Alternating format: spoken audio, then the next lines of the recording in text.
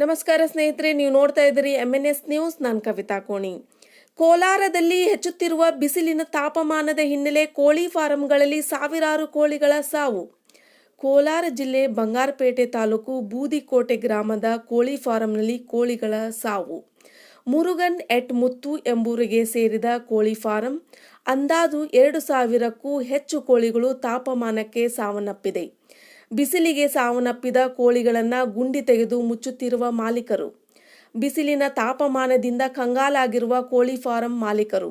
ಒಂದು ವಾರದಿಂದ ದಿನೇ ದಿನೇ ಹೆಚ್ಚುತ್ತಲೇ ಇರುವ ತಾಪಮಾನ. Bureau report, Kolar.